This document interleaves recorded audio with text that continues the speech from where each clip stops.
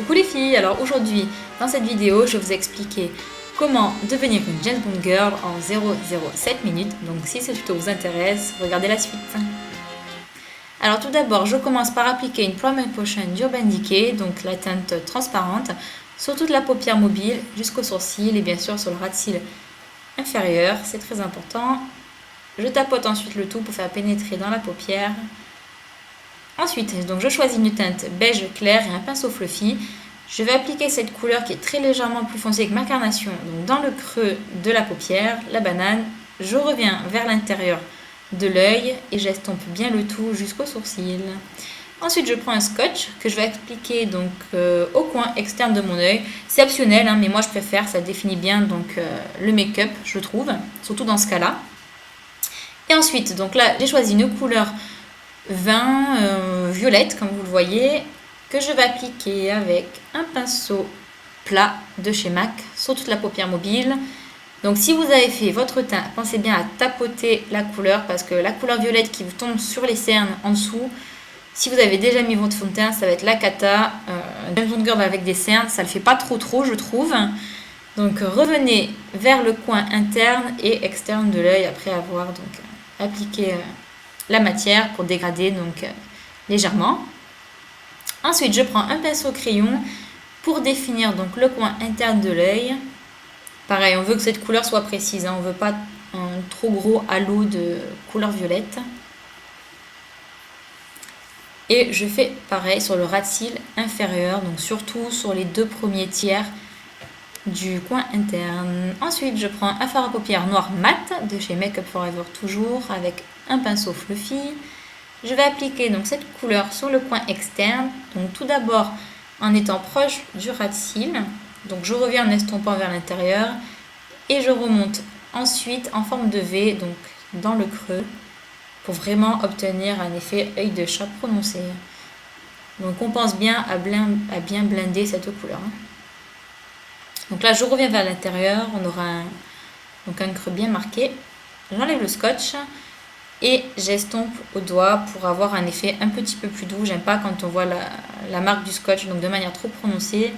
Et c'est pour ça que j'utilise donc mon pinceau fluffy pour vraiment bien estomper. Je trouve qu'il n'y a rien de plus moche que les traits droits et francs laissés par le scotch. Ensuite, je prends donc mon pinceau crayon, toujours le fard à paupières noir mat, et je fais mon ras de cils inférieur, sur le tiers extérieur. Ensuite, à l'aide donc d'un liner, je vais donc dessiner mon ras de cils supérieur, puisqu'on va appliquer par la suite des faux cils, c'est nécessaire. Je reviens jusqu'au coin interne et je fais donc bien le ras de cils, la muqueuse inférieure et supérieure, tout en dessinant bien donc de façon un peu œil de chat le coin interne.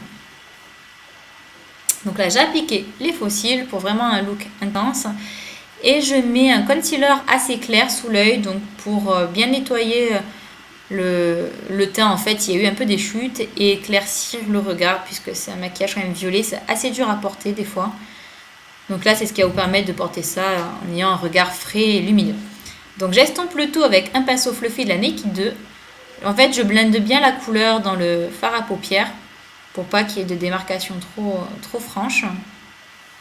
Et j'estompe bien le tout pour un effet quand même naturel et lumineux.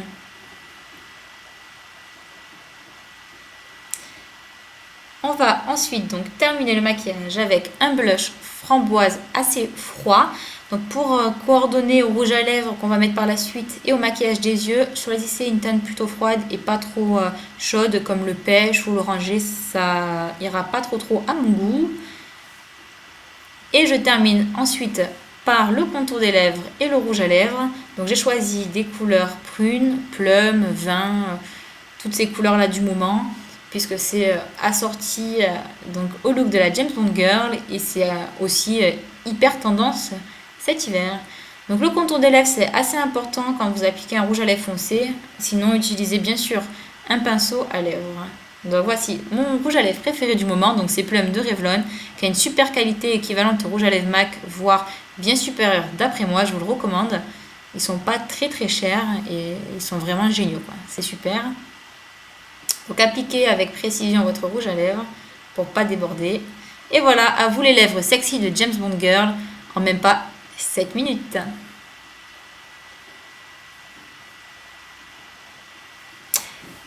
Une fois que vous avez fini votre rouge à lèvres, on termine le look avec donc la manucure.